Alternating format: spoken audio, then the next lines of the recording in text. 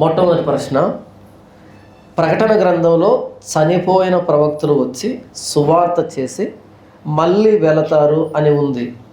దీనిని గురించిన వివరణ చెప్పండి అన్న. అలాగే బ్రెన్హామ్ ప్రవక్త కాదా? బ్రెన్హామ్ ద్వారా ప్రకటన గ్రంథంలోని సంఘకాలాలు నెరవేరబడ్డాయా అనేటువంటి విషయాన్ని అడుగుతున్నారు. ప్రకటన గ్రంథంలో ఉండేటువంటి ఈ ఇద్దరు సాక్షులు వస్తారు అన్నది కదా. నా ఛానల్లో ఇద్దరు సాక్షులు అనే పేరుతో వీడియో ఉంది, గంట పైగా ఉంటుంది. ఆ వీడియో చూస్తే ఇక దానికి సంబంధించిన డౌటే రాదు. ఇద్దరు సాక్షులు అనేటువంటి పేరుతో వీడియో ఉంటుంది, ఆ వీడియో చూడండి. ఎందుకంటే చిన్న ఎక్స్ప్లెనేషన్ కాదు అది. ఒకసారి దాన్ని కలిగి పెడితే మొత్తం అన్ని లింకులన్నీ తీసుకుంటూ వెళ్ళాలి. ప్రకటన గ్రంథంలో ఏ ప్రశ్న తీసుకున్నా అలాగే ఉంటుంది. దాన్ని తగిలామా ఇక దాంట్లో వెళ్తూనే ఉండాలి లోపలికి. అందుకని ఆ వీడియో చూస్తేనే దానికి సమాధానం వస్తుంది. తర్వాత బ్రెన్హామ్ ప్రవక్త కాదా అని అన్నారు. ఇటువైపు బ్రెన్హామ్ బోధ అన్నది చాలా ఇబ్బంది పెడుతుందని చాలామంది నాకు ఫోన్ చేశారు. ఎస్పెషల్లీ కోస్తా సైడ్, ఈ కోస్తా వైపు బ్రెన్హామ్ బోధ అన్నది చాలా ఇబ్బంది పెడుతుంది, వాళ్ళు విపరీతంగా విస్తరిస్తున్నారు. బ్రెన్హామ్ అనే వ్యక్తి ప్రవక్త కాదా అన్నది మీరు చెప్పండి, నేను ప్రశ్న అడుగుతాను. ఓకే, నేను ప్రశ్న అడుగుతాను, మీరు చెప్పండి. ఆదికాండము 4వ అధ్యాయం 1వ వచనం నుంచి కయీను ఎలా పుట్టాడు అనేది రాయబడింది. కయీను ఎలా పుట్టాడో చూద్దాం. ఆదాము తన భార్య అయిన హవ్వను కూడినప్పుడు ఆమె గర్భవతి అయి కయీనును కని యెహోవా దయ వలన నేను ఒక మనిషిని సంపాదించుకున్నాను అనెను. చెప్పండి, కయీను ఎవరికి పుట్టాడు? ఆదాము హవ్వలకి. కానీ బ్రెన్హామ్ ఏం చెప్తాడు అంటే సర్పము హవ్వతో కలిస్తే కయీను పుట్టాడు అని. సర్పము హవ్వను మోసపుచ్చినందున, హవ్వ అంటది కదా, సర్పం నన్ను మోసపుచ్చినందున నేను ఈ పండు తిన్నా అంటది కదా. ఆ మోసపుచ్చడం మరేదో కాదు, అది ఇదే. అలా కయ్యను పుట్టాడు కాబట్టి ఆ సర్ప బీజం ఉంది కయ్యనులో, అందుకని హేబేలును చంపాడు. దాన్ని దేవుడు చెప్పాడు, సర్ప సంతానానికి స్త్రీ సంతానానికి అని దేవుడు చెప్పాడు అని చెప్తాడు బ్రెన్హామ్ అనే ఆ అష్టదరిద్రుడు. సింపుల్ చెప్పాలంటే. ఇప్పుడు చెప్పండి, ఆ వ్యక్తి ప్రవక్తేనా కాదా? అది ఆ వ్యక్తి బోధ. ఇంక అర్థం చేసుకోండి. ఇక ఏం చెప్తాడంటే బ్రెన్హాము, నరకం అనేది లాంగ్ లాస్టింగ్ కాదు, అంటే ఎటర్నల్ కాదు, అది కొద్ది కాలం శిక్ష ఉంటుంది. అటు తర్వాత మనం ఎవరో మనకు తెలియకుండా వెళ్ళిపోతాము, తెలియకుండా అయిపోతాం. మనం డీప్ స్లీప్లోకి వెళ్ళామనుకో మనల్ని మనం మర్చిపోతాం. మళ్ళీ మెలకు వచ్చిన తర్వాత మనకు ఉంటుంది కదా. అలా కొద్ది కాలం శ్రమ అనుభవించిన తర్వాత నరకంలో కంప్లీట్గా మనం ఎవరో తెలియకుండా వెళ్ళిపోతాం. మనం అనే ఉనికి ఉండదు, ఇక మనం అనే ఉనికి ఉండదు అని చెప్పాడు. నిజమేనా అది? అగ్ని ఆరదు, పురుగు చావదు అన్నాడు యేసు ప్రభు. అంటే అలా మండి మండి మండి కనిపించకుండా వెళ్ళిపోతామని యేసు చెప్పలే, బ్రెన్హామ్ చెప్పాడు.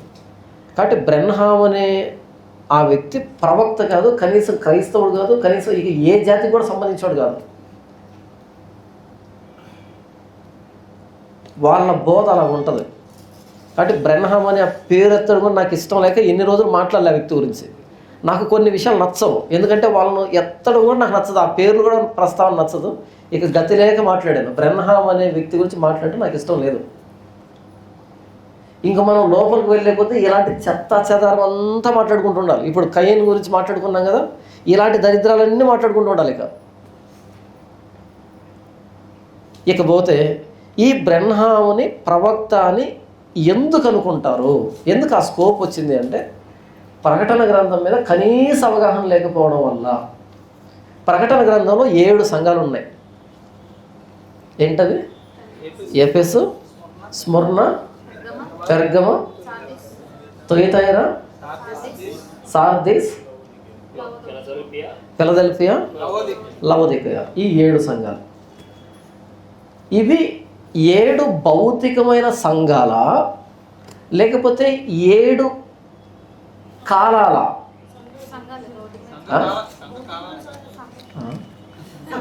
ఏంటి అలా మాట్లాడేశారు? 7 భౌతికమైన సంఘాల, ఆసియా మైనర్లో ఆ రోజు ఉన్నటువంటి 7 చర్చెసా, లేకపోతే 7 సంఘ కాలాల? ఆసియాలో ఉన్నటువంటి 7 సంఘాలకి వ్రాసిన పత్రికలు, వాటి కలెక్షనే ప్రకటన గ్రంథం. అది గ్రంథం కాదు, యాక్చువల్గా లెటర్స్. అవి 7 లెటర్స్ అంటే ఎక్స్ప్లెనేషన్. ఆ 7 లెటర్స్ కలిపితే మనం ఈరోజు ప్రకటన గ్రంథం అంటున్నాం. అవి లెటర్స్. అవి ఎవరికి రాసిన లెటర్స్? అవి ఒకటి ఎఫెసీ చర్చికి రాసినటువంటి లెటరు, ఒకటి స్ముర్నకు రాసింది, ఒకటి పెర్గముకు రాసింది, ఒకటి తుయతైరకు రాసింది, ఒకటి సార్దీస్కి రాసింది, ఒకటి ఫిలదెల్ఫియాకి రాసింది, ఒకటి లవోదికయకు రాసింది. 7 లెటర్స్. అవి 7 లెటర్స్ ఎవరికి రాశాడు? 7 కాలాలకి కాదు, 7 ఫిజికల్ చర్చెస్కి, భౌతికమైన చర్చెస్కి. ఉదాహరణకి ఈ గోదావరి నది ఉంది ఇక్కడ. ఈ గోదావరి నది అవతల ఒక అడవిలో యోహాను గారిని బంధించారు అనుకుందాం. సముద్రంలో బంధించారని, మనకు దగ్గరలో గోదావరి ఉంది కాబట్టి చెప్తున్నాం. అక్కడ బంధించేశారు. అయితే ఆయన native place Rajahmundry. Native place అనేకంటే కూడా ఆయన పరిచర్య ఈ రాజమండ్రిలో ఉంది. ఆయన యేసు గురించి ప్రకటిస్తున్నటువంటి పరిచర్య అనేది ఈ రాజమండ్రిలో ఉంది. అయితే ఇక్కడుంటే వీడు ఇంకా డెవలప్ చేస్తారు చర్చెస్ని అని తీసుకెళ్ళి అరెస్ట్ చేసి అటువైపు పెట్టేశారు. అటువైపు నుంచి ఇంటికి రాలేకుండా. ఇప్పుడంటే బోట్లు ఉన్నాయి, లేకపోతే లేవు. ఈ ఖైదీలు పట్టుకెళ్ళి దూరంగా పడేసేవాళ్ళు, వాళ్ళు అక్కడే చచ్చిపోయేవాళ్ళు. అయితే ఈ వాళ్ళు ఉత్తరాలు రాయడం కానీ ఇవి జరిగేవి. అవి కొంతమంది సీక్రెట్ ఏజెంట్ ద్వారా వచ్చేటివి. సీక్రెట్ ఆ సౌలభ్యం ఉండేదేమో బహుశా, లేదా సీక్రెట్ ఏజెంట్ ద్వారా వచ్చేది. అంటే కొన్ని డాక్యుమెంటరీస్లో ఎలా చూపించారంటే సీక్రెట్గా పంపించారు అన్నది కొన్ని డాక్యుమెంట్లో ఉంది. కొన్ని డాక్యుమెంట్స్లో ఉత్తరాలు రాసుకునే సౌలభ్యం ఉండేదని కొన్ని వాటిలో ఉంది. ఈ రెండిట్లో ఏది కరెక్ట్ నాకు నిజంగా తెలియదు.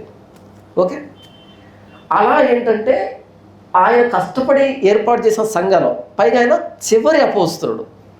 ఎవరు? చివరి అపోస్తలుడు. ఇప్పుడు సంఘాల బాధ్యత భారం అంతా ఆయన మీదనే ఉంటుంది. ఎందుకంటే ఆయన తప్ప ఇంకెవరో తెలియదు, ఫస్ట్ హ్యాండ్ ఇన్ఫర్మేషన్ ఉండేది. కాబట్టి ఈ 7 సంఘాలు 7 రకాలుగా ఉన్నాయి. ఒకటి విపరీతమైన శ్రమలో మునిగిపోయింది, ఒకటి విపరీతమైన సుఖాల్లో మునిగిపోయింది, ఒకటి విపరీతమైన విగ్రహాలకు వెళ్ళిపోయింది, ఒకటి భ్రష్టత్వంలోకి వెళ్ళిపోయింది. ఇలా 7 సంఘాలు 7 రకాల పరిస్థితులకు వెళ్ళిపోయాయి. అన్ని సంఘాలే మరలా.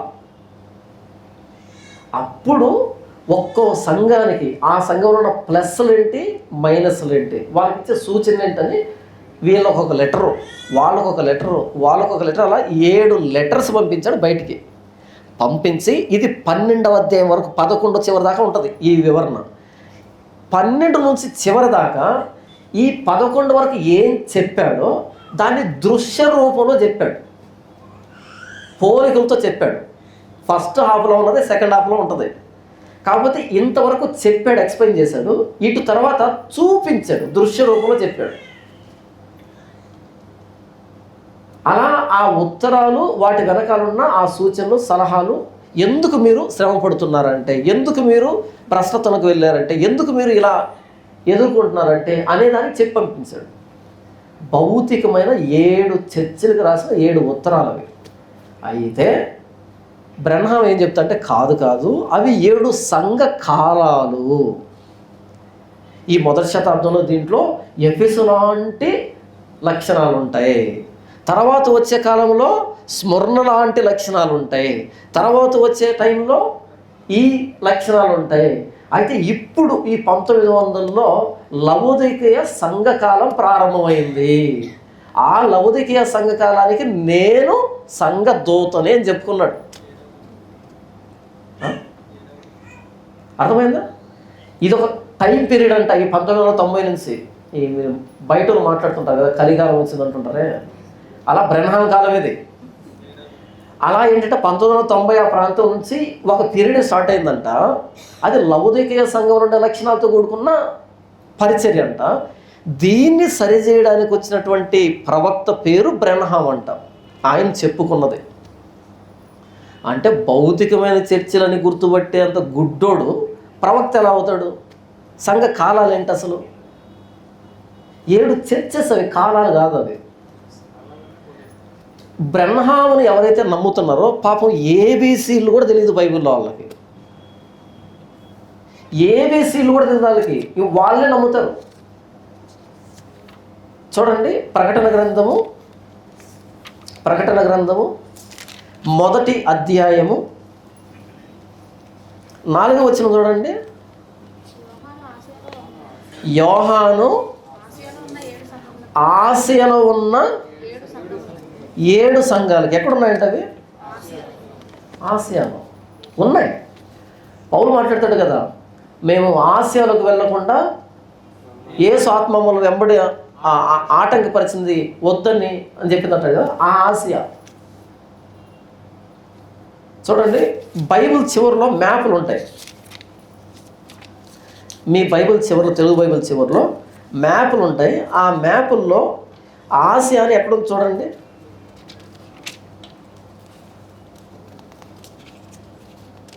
చివరి మ్యాప్ అనుకుంటాను, చివరి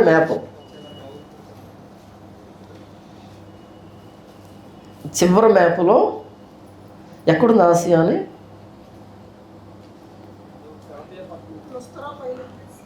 అపోస్తలుడైన పౌలు ప్రయాణం చేసిన ప్రదేశంలో ఉందా బాక్స్? ఆ బాక్స్ కింద బితూనియా ఉందా? లెఫ్ట్లో బితూనియా కింద ఏముంది? ఆసియా. ఈ ఆసియాలో ఉన్నటువంటి 7 చర్చిలకి వ్రాసినటువంటి లెటర్ అది. ఇప్పుడు చెప్పు, 7 సంఘకాలాలు అవి కాదు. యెషయా గ్రంథము 28వ అధ్యాయము 9వ వచనం. యెషయా గ్రంథం 28వ అధ్యాయం 9వ వచనంలో, వాడు ఎవరికి విద్య నేర్పును, ఎవరికి వర్తమానం తెలియచేయను, తల్లిపాలు విడిచిన వారికా చన్ను విడిచిన వారికా అని అడుగుతున్నాడు యెషయా. ఎఫ్రాయిం గురించి మాట్లాడుతూ, ఎఫ్రాయిము ఎవరికి విద్య నేర్పిస్తాడంటే తల్లిపాలు విడిచిన వాడికి, చన్ను విడిచిన వాడికి. ఎందుకంటే వాడికి ఏం తెలియదు కాబట్టి. కొంతమంది గురువులు ఉంటారు. ఎవరి గురువులు వాళ్ళు? అప్పుడప్పుడే పాలు మానేసిన వాళ్ళకి పెద్ద ఫిలాసఫర్స్ వాళ్ళు. ఎందుకంటే వాళ్ళకి ఏం తెలియదు కాబట్టి. బ్రెన్హామ్ బోధ వింటున్నారు అంటే పాపం ఏమీ తెలియదు వాళ్ళకి అని అర్థం. ఏబీసీలు కూడా తెలియదు వాళ్ళకి. పాలు విడిచారు అంతే, జస్ట్ వేసుకొని నమ్ముకుంటారు. వాళ్ళకి మాత్రమే బ్రెన్హాము ప్రవక్తలాగా అనిపిస్తాడు. బ్రెన్హామ్ వాళ్ళు ఎవరి దగ్గరకు వస్తారు అంటే, వాళ్ళు ముందు ఎంక్వైరీ చేస్తారు. ఎవరు స్ట్రాంగ్గా ఉంటారు, ఎవరు వీక్గా ఉంటారో తెలుసు వాళ్ళకి. ఎవరు వీక్గా ఉంటారో వాళ్ళ ఇంటికే వెళ్తారు. వాళ్ళు స్ట్రాంగ్గా ఉండి రివర్స్ క్వశ్చన్ పడితే వాళ్ళు రారు. ఇక రివర్స్ క్వశ్చన్ అడిగితే ఇంకా రాడు. మిమ్మల్ని కదిలించడు, మిమ్మల్ని పట్టించుకోడు. రివర్స్ క్వశ్చన్ లేకుండా కూర్చోబెట్టి వింటున్నారనుకో, పదే ఆ ఇంటికి వస్తారు. కాబట్టి బ్రెన్హామ్ వాళ్ళు మీ ఇంటికి వస్తే వాళ్ళు చెప్పాల్సిన సమాధానం ఏంటంటే, డోర్ తీయగానే మీరు ఎవరు అని అడగండి. మిగతా వాళ్ళు అన్యుల ఇంటికి వెళ్ళరు. వాళ్ళు వచ్చేది క్రిస్టియన్ ఇంటికి వస్తారు. ఆ క్రిస్టియన్ కూడా ఎవరు అంటే, బేసిక్స్ కూడా తెలియదు వీళ్ళకి, చదువుకోలేదు, లేదా చదువుకున్న మూర్ఖులు ఉంటారు కొంతమంది, ఏం తెలియదు వాళ్ళకి. అలాంటి వాళ్ళ ఇంటికే వస్తారు. ఒకవేళ మీకు సమాధానం చెప్పడం చేత కాకపోతే అడగండి, మీరు ఎవరు అంటే బ్రెన్హామ్ అనగానే దడేమని డోర్ వేయండి అంతే. That is the answer. నిజం చెప్తున్నాను. యెహోవా సాక్షులు కూడా వస్తారు. వాళ్ళు కూడా ఒకటే ఒక ఆన్సర్ ఏంటంటే, వాళ్ళ ముఖం మీద తలుపేయడమే ఆన్సర్ వాళ్ళకి. మళ్ళీ రారు ఆ ఇంటికి. నువ్వు తలుపు తీసి టీనా కాఫీనా అని అడిగి వాళ్ళు చెప్తూ ఉంటే వింటున్నావు అనుకో, బైబిల్ తిప్పుతున్నావు అనుకో, ఫినిష్ అయిపోయింది. ఆ రోజు సర్పం ఎలా మోసం చేసిందో ఇది నిజమా అని అలా మీ బతుకు కూడా తెల్లారుతుంది. కాబట్టి బ్రెన్హామ్ అనేటువంటి ఆ బోధ వింటున్నారు అంటే బైబిల్ తెలీదు. వాళ్ళు కూడా వచ్చేది ఎంక్వైరీ చేసే వస్తారు. మీరు క్వశ్చన్ అడిగితే వాళ్ళు మళ్ళీ రారు.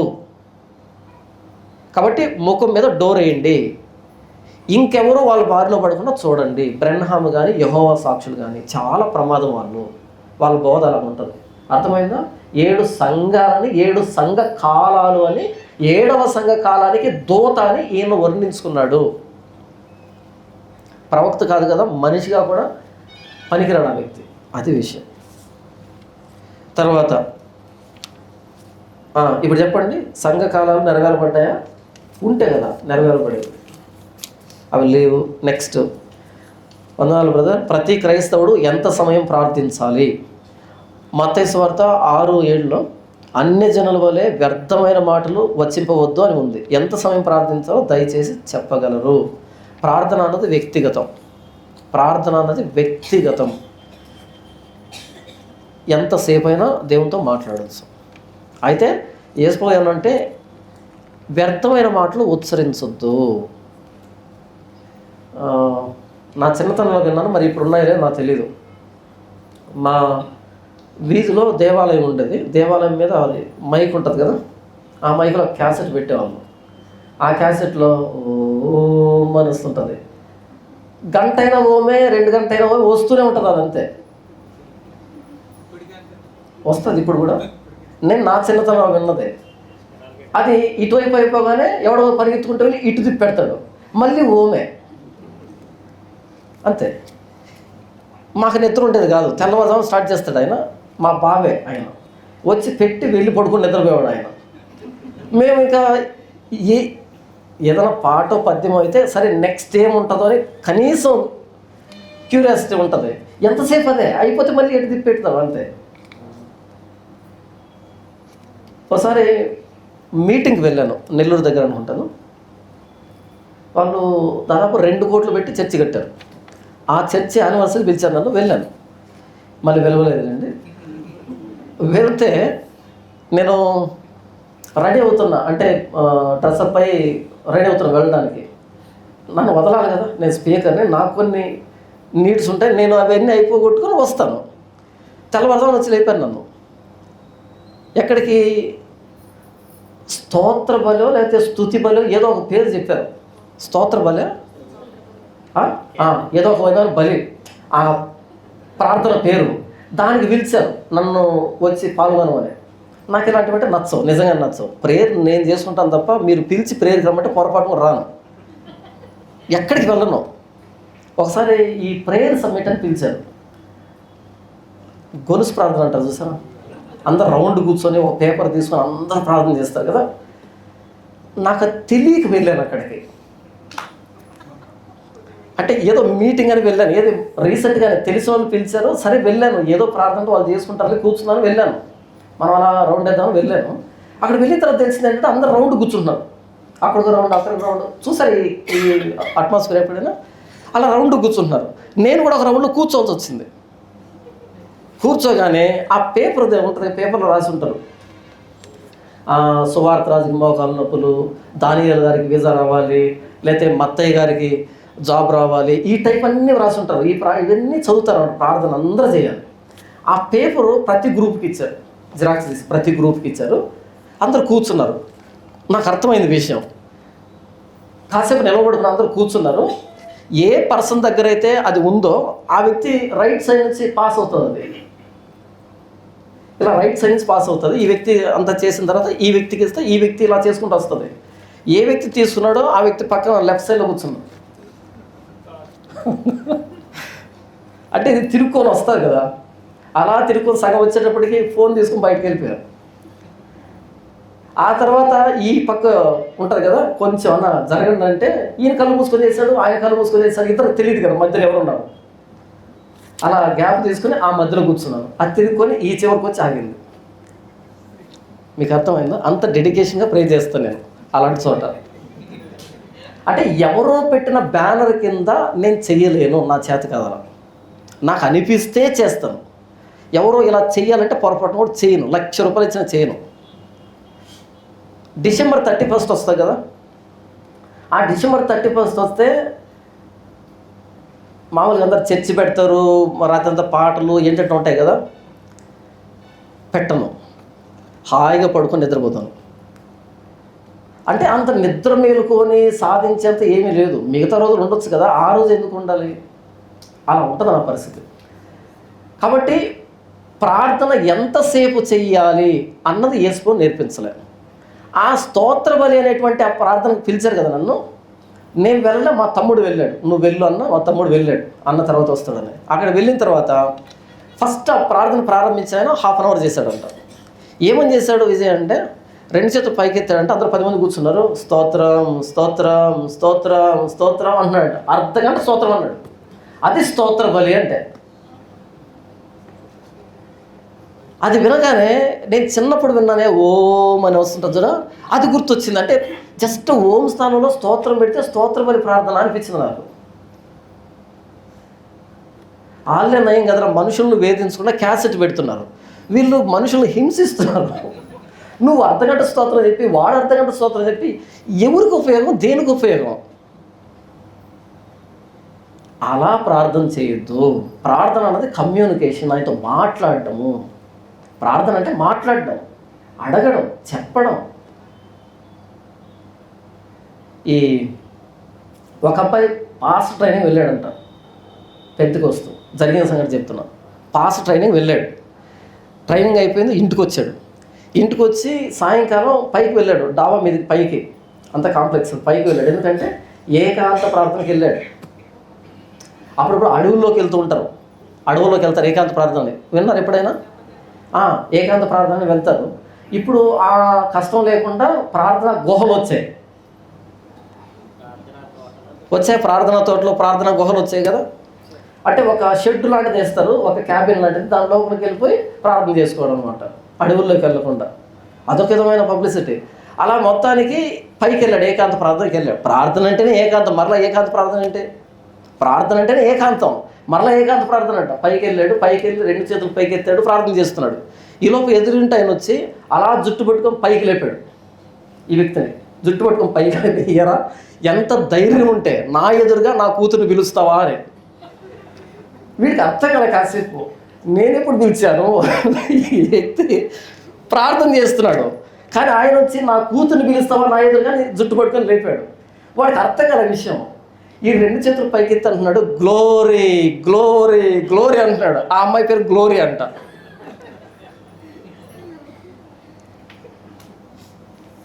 ఈ గ్లోరీ గ్లోరీ అనే దానికి పైకి ఎందుకు? ఈ గ్లోరీ గ్లోరీ అని అరిచేదానికి పైకి ఎందుకు? అదేం ప్రార్థన? అందుకని మీరు చూడండి, స్తోత్రం స్తోత్రం స్తోత్రం అంటారు. ఎందుకు? ఏంటి స్తోత్రం అంటే? దేనికి స్తోత్రము? దేనికో స్తోత్రం ఉంటుంది. స్తోత్రం అంటే పొగడ్డం కదా, గొప్ప చేయడం. దేనికి స్తోత్రము? ఏం చేశాడని స్తోత్రం? ఊరికే స్తోత్రం స్తోత్రం స్తోత్రం స్తోత్రం. అప్పుడప్పుడు ఆరాధన జరుగుతాయి, ఆరాధన లేస్తారు, ఆరాధన, మళ్ళీ స్తుతి ఆరాధన. ఈ ఆరాధన 10 సార్లు చెప్తే ఆరాధన కాదు. కాబట్టి ఏంటంటే ప్రార్థన ఎలా చేయాలి, అన్ని జనులాగా వ్యర్థమైన వాటిని ఉచ్చరించొద్దు. మీనింగ్లెస్ వర్డ్స్ని ఏదో ఇంతసేపు ప్రార్థన చేస్తే అలా కాదు. నిజంగా దేవునితో మాట్లాడు, తండ్రితో మాట్లాడినట్టు మాట్లాడు. నేను మా నాన్నతో మాట్లాడతాను, ఎంతసేపు మాట్లాడతాను, నేను ఏం చెప్పాలనుకుంటున్నానో ఏం అడగాలనుకుంటున్నానో అయిపోయింది. ఇక మా నాన్న మీద నాకు ప్రేమ ఉందని 24/7 మాట్లాడుతూనే ఉంటాను.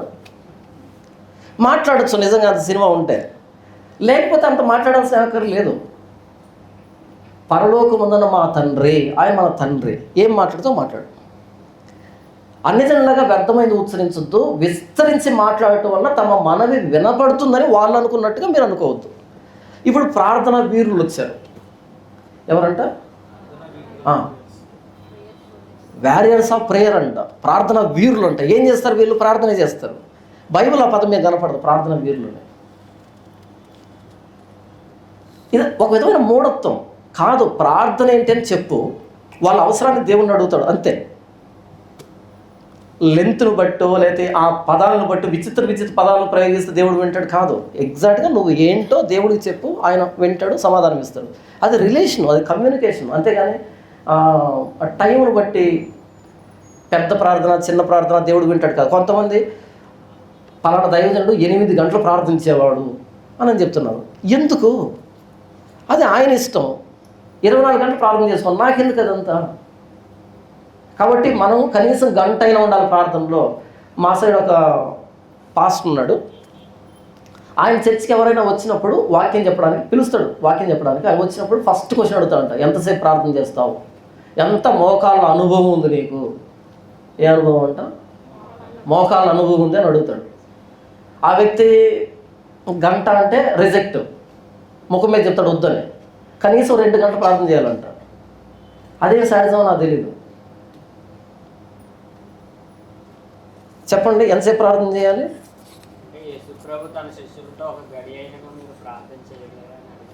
ఆయన సిలువ ఎక్కుతున్న సందర్భం అది. ఇప్పుడు ఎక్కట్లేదు. యేసు ప్రభు శ్రమలో మునిగిపోయినాడు, మరణమగునంతగా శ్రమలో మునిగిపోయినాడు. కాబట్టి ఆయన శ్రమలను ప్రత్యేకంగా చూస్తే కానీ వీళ్ళు ప్రపంచాన్ని చెప్పలేరు. వీళ్ళని తీసుకుని వెళ్ళిన దేనికి? యాకోబుని యోహాన్ని పేతురుని వెంట పెట్టుకొని వెళ్ళాడు. యాకోబు మొట్టమొదటి హతసాక్షి, యోహాను చిట్ట చివరి చచ్చిపోయిన వ్యక్తి, పేతురు సంఘానికి పెద్ద. ఈ ముగ్గురు చూస్తే కదా ప్రపంచాన్ని చెప్పగలుగుతారు. వెళ్ళినప్పటి నుంచి తూగుతున్నారు వెళ్ళినప్పటి నుంచి తూగుతున్నారు. అది విషయం. ఎందుకు వెంట పెట్టుకుని వెళ్ళాడు? ఆయనకు భయమై వెంట పెట్టుకుని వెళ్ళాడా? లేదు, చూడాలి, నా శ్రమలో చూడాలి అని ఆయన శ్రమ పడుతుంటే వీళ్ళకి అర్థం కావట్లేదు చివరి గడియ అని.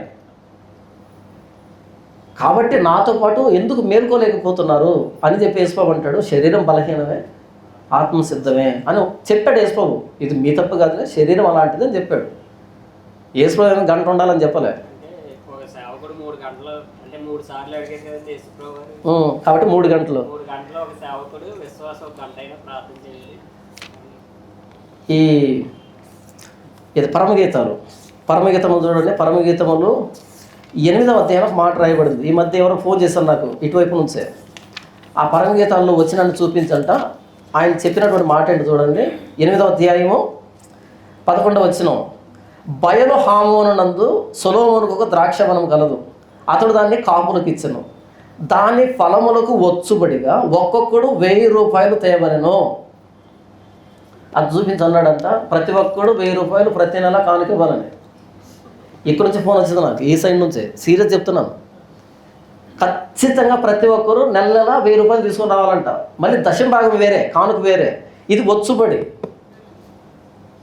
లేఖనమే కదా, లేఖనమేనా కదా అన్న. బైబిల్లో ఉందన్నా అంటున్నాడు అంటే ముందు బైబిల్లో అది అదేనా? కాను గురించి అది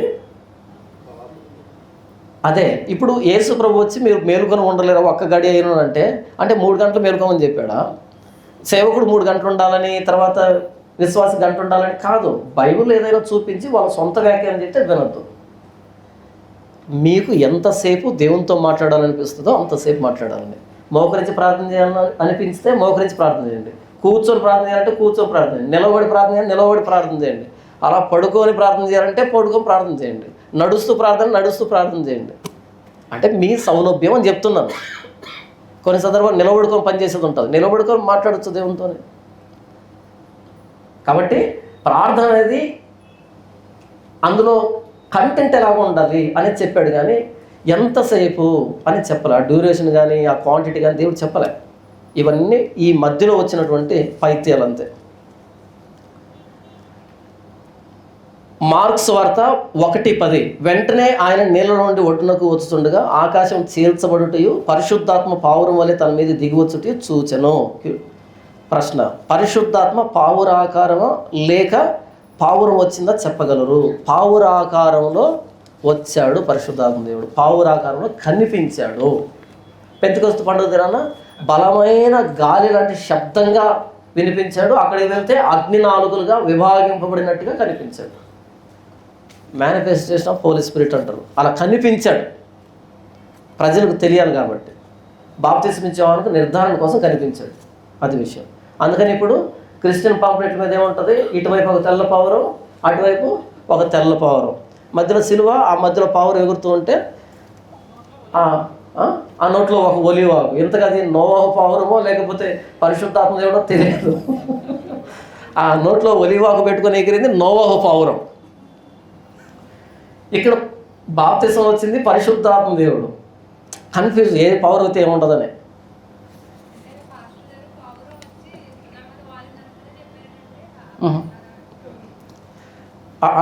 ఈ మధ్య అదొక ట్రెండ్ అయిందనమాట. వీళ్ళు బ్యాక్గ్రౌండ్లో పావురాలు పెట్టడము, లేకపోతే వీళ్ళ మీద పావురం వాలినట్టుగానో, మొత్తానికి పావురం అంటే పరిశుద్ధాత్మ దేవుడు అనేది ఫిక్స్ అయ్యారు. కాదు.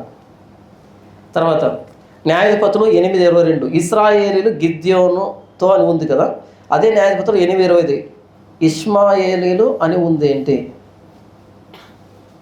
అవునా? ఒకసారి చూడండి. న్యాయాధిపతులు 8:25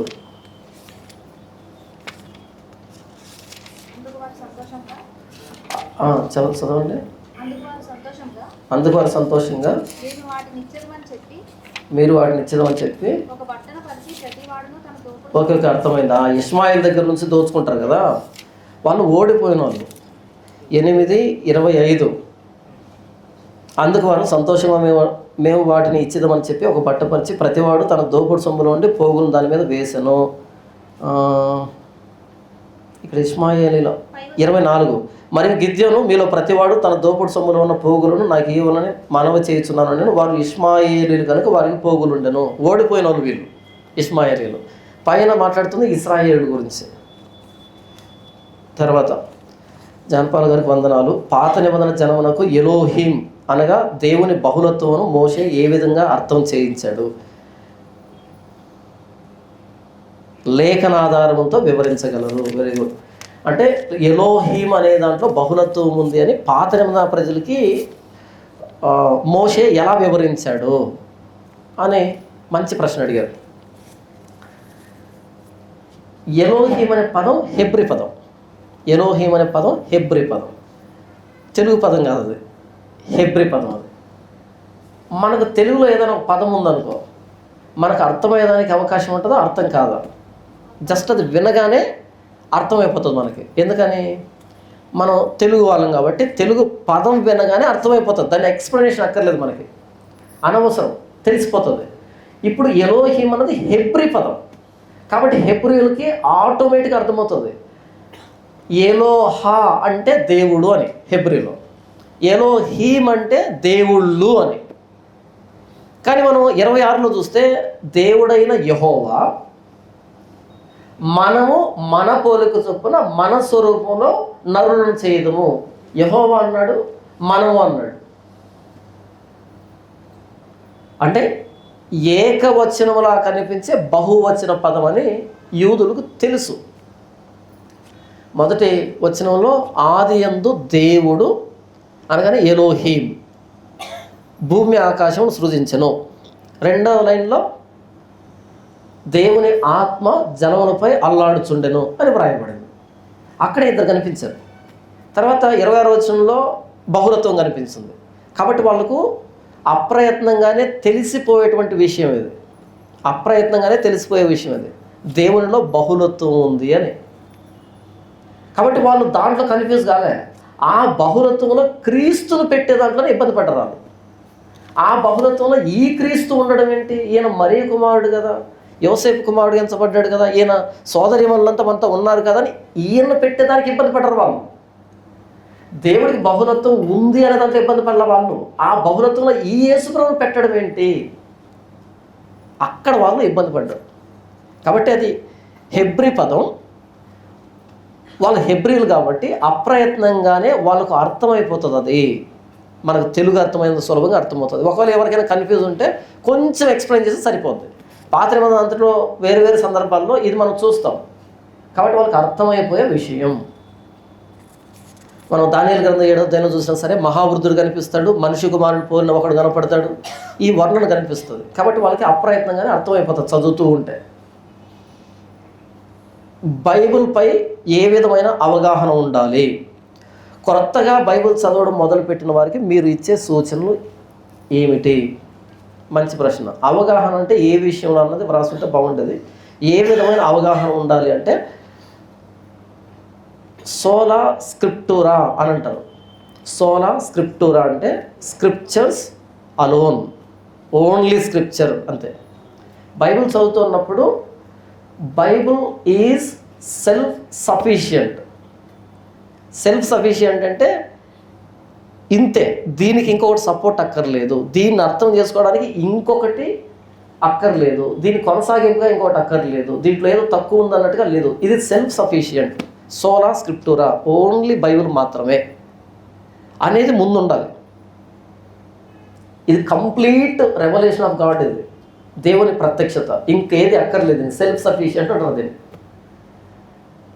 అది మనసులో ఉండాలి.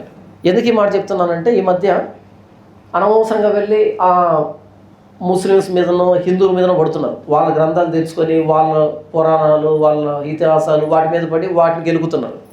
ఎందుకు అంటే ఇక్కడ కూడా దేవుని ప్రత్యక్షత ఉంది అనేటట్టుగా. అక్కడ కూడా క్రీస్తున్నాడంట, అక్కడ కూడా క్రీస్తు లక్షణాలు ఉంటాయంట, క్రీస్తు ఆధారాలు ఉన్నాయంట, గుర్తులు ఉన్నాయంట అనేటట్టుగా.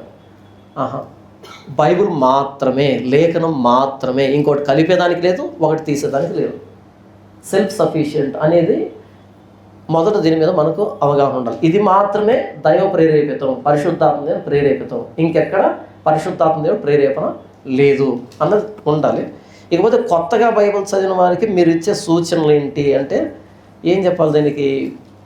ఉదయం అంటే చదివే విధానం చెప్తాను. ఉదయం పాత నిబంధన చదవండి, సాయంకాలం కొత్త నిబంధన చదవండి. 2 కవర్ అవుతాయి రోజుకి. ఉదయం పాత నిబంధన, సాయంకాలం కొత్త నిబంధన. చదివేటప్పుడు జస్ట్ ఫినిష్ చేశానని కాకుండా అట్లీస్ట్ అర్థం చేసుకోవడానికి ట్రై చేస్తూ, కాన్సెప్ట్ ఓరియంటెడ్గా, కాంటెక్స్ట్ అంటే ఏం చెప్తుందని అర్థం చేసుకుని ట్రై చేస్తూ చదివితే బాగుంటుంది. అది చెప్పలేము. మినిమం ఎన్ని అధ్యాయాలన్నది నాకు తెలియదు. వాళ్ళ టైం కానీ, వాళ్ళ స్టామినా కానీ, వాళ్ళ ఇంట్రెస్ట్, అది వాళ్ళ వ్యక్తిగతం, నేను చెప్పలేను. నేనైతే కనీసం ఒక 10-15 చదివేవాడిని ఇది స్టార్టింగ్లో. ఇప్పుడు అధ్యాయం దాటి ముందుకు వెళ్ళలేకపోతున్నాను. అంటే ఆగాల్సి వస్తుంది, ప్రతి చోట లోపలికి వెళ్ళాల్సి వస్తుంది. ఒక్కోసారి ఒక్క వచనాన్ని పట్టుకుంటే ఇంకా అక్కడే తిరగాల్సి వస్తుంది. సో మనం ఎదిగే కొద్దీ, మెచ్యూర్ అయ్యే కొద్దీ అది తగ్గడమో పెరగడమో జరుగుతూ ఉంటుంది. అయితే ఎంత చదివామని కాదు కానీ ఎంత అర్థం చేసుకుంటున్నాం, అర్థం చేసుకున్న ప్రయత్నం చేస్తున్నాం అనేది రేపు చదివేటప్పుడు నేను చదివాను అని ఒక్కసారి రీకాప్ చేసుకొని మళ్ళీ ముందుకు వెళ్తే బాగుంటుంది. అలా. ఇకపోతే ప్రతిరోజు మన ఛానల్ నుంచి కనీసం ఒక్క వీడియో అయినా చూడాలి. మన ఛానల్ నుంచి కనీసం ఒక్క వీడియో అయినా చూడాలి ప్రతిరోజు. ఎందుకు అంటే ఎక్స్ప్లెనేషన్ అంతూ ఉంటుంది, తెలియకుండానే కొన్ని వచనాలకి ఎక్స్ప్లెనేషన్ అంతూ ఉంటుంది, అది ఇంకా గ్రిప్ ఇస్తుంది. సింపుల్ చెప్పాలంటే మన channel Bible college, Jesus Christ the only solution అనే ఛానల్ కాదు అది. అది వీడియో రూపంలో ఉన్న కామెంటరీ, బైబిల్కి వీడియో రూపంలో ఉన్న బైబిల్ కామెంటరీ అది మన ఛానల్లో. ఇకపోతే ఇందులో ఉన్న కామెంటరీ మీకు ఇంకెక్కడ దొరకదు. నాకు తెలిసి 76 కామెంటరీస్ ఉన్నాయి సోషల్ మీడియాది సెర్చ్ ఇంజిన్లో, గూగుల్లో కానీ 76 కామెంటరీస్ ఉన్నాయి. మీకు ఎక్కడ ఈ ఎక్స్ప్లెనేషన్ దొరకదు. నేను గర్వంగా చెప్పట్లే, అన్ని చూసి చెప్తున్నా. కామెంటరీస్లో మరలా వాళ్ళు ఏ డినామినేషన్ నుంచి వచ్చి రాస్తున్నారో వాళ్ళ ఇంక్లినేషన్ ఉంటుంది, అది పెట్టే ప్రయత్నం చేస్తారు. నాకు ఏ డినామినేషన్ లేదు, అది తప్పు ఉంటే తప్పు అంటాను, రైట్ అంటే రైట్ అంటాను. కాబట్టి ఇది trust worthy commentary, video commentary మనది. ఓకే, ఒకవేళ మీరు నిజంగా వాక్యాన్ని ఎవరికైనా పరిచయం చేయాలంటే మన ఛానల్ పరిచయం చేయండి. ఎవరి ముఖం చూసో, ఎవరి గొప్పతనం, ప్రశంసో, విమర్శ చూసి కాదు, నిజంగా ఏంటది అని విత్ కంటెంపరీ ఎగ్జాంపుల్స్ తీసుకొని మాట్లాడతాను. పేర్లతో సహా ప్రస్తావించి వీళ్ళు ఇలా చేస్తున్నారు మరి చెప్తాను. ఎందుకు అంటే భవిష్యత్ తరాలకు తెలియాలి. ఏదో గోడంగా పరోక్షంగా అని మాట్లాడితే తెలియదని ప్రత్యక్షంగా చెప్పి మరీ ఇలా జరుగుతుందని దానికి ప్లస్లు మైనస్లు అన్నీ చెప్పుకుంటూ వస్తాను. కాబట్టి మన ఛానల్లో వీడియోని ఖచ్చితంగా చూడాలి, ఇవి చదువుతూ, అప్పుడు వంట పడుతుంది. తర్వాత అంతే, జనాలకు గొడవ అంటే ఇష్టం, కొట్టన్నా కొట్టు అలా అంటూ ఉంటారు అంతే. నేను ఈ మధ్య చాలామంది కామెంట్ చేస్తున్నాను, మనల్ని ఏంటంటే నీకు వ్యూస్ వస్తాయని, నీకు పాపులారిటీ కావాలని వీడియోలు చేస్తున్నావు అనేటట్టుగా కామెంట్ చేస్తున్నాను. అంటే ఏదో ఒకటి అనాలి, అనకపోతే బాగుండదు అంటున్నాను. నేను 2019లో ఈ హిందువుల మీద కౌంటర్ వీడియోలు చేస్తున్నప్పుడు హిందువుల్లో ఫాలోవర్స్ ఉండేవాళ్ళు, నాకు క్రిస్టియన్స్లో కాదు, వాళ్ళు ఎదురు చూసేవాళ్ళు.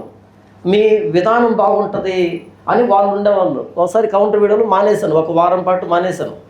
మానేస్తే కాల్ చేశారు బెంగళూరు నుంచి, తండ్రి కొడుకులు ఇద్దరు డాక్టర్లే, భవిష్యత్తు చూస్తుంటారు. కాల్ చేశారు, ఏమనంటే బ్రదర్ మీరు ఎట్టి పరిస్థితుల్లో కౌంటర్ వీడియో మానొద్దు, మా కోసమైనా చేయాలి. ఎందుకు అంటే వాళ్ళు వేసే ప్రశ్నలకి, అంటే వాళ్ళు వేసే ప్రశ్నలకి మీరు మాట్లాడితేనే కరెక్ట్గా సెట్ అవుతుంది అనే కామెంట్ వాళ్ళ దగ్గర నుంచి వచ్చింది. నాకు చాలా రిక్వెస్ట్ చేశారు, బలవంతంగా మానేశాను నేను. నంబర్ 2, ఒకసారి నా దగ్గర భీమవరం ప్రాంతం నుంచి ఒక ఆవిడ కాల్ చేసింది, ఆవిడ టీచరు. ఆవిడ ఒకసారి హాల్లో కూర్చొని నా వీడియో చూస్తుంది, కౌంటర్ వీడియో. 10th క్లాస్కి ఎదిగిన ఇద్దరు పిల్లలు, ఆడపిల్లలు ఉన్నారు ఆవిడికి, ఒకరు 9th ఒకరు 10th, ఇద్దరు ఆడపిల్లలు. వాళ్ళు వచ్చి అలా షాక్ అయ్యారంట, మమ్మీ నువ్వేనా అని.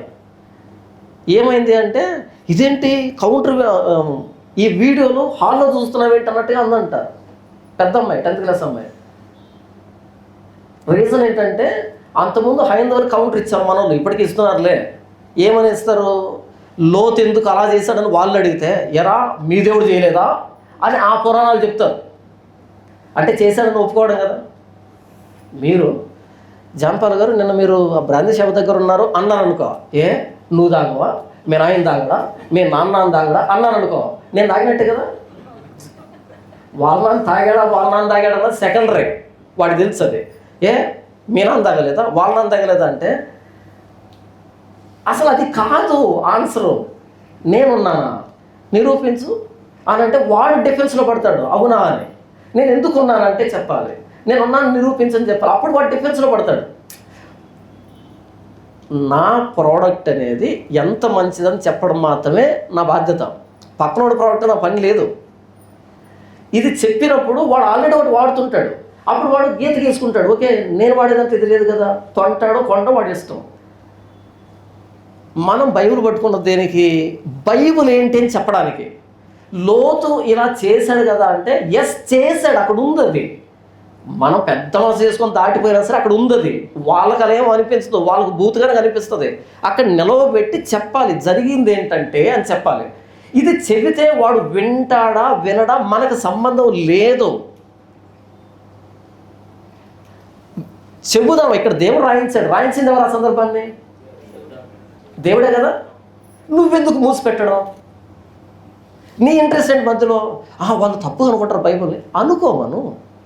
ముందు చెబుదాం. ఇక్కడ సందర్భం ఏంటంటే చెబుదాం, వాడు వినాలి వినకపోవాలి కాదు మన టార్గెట్.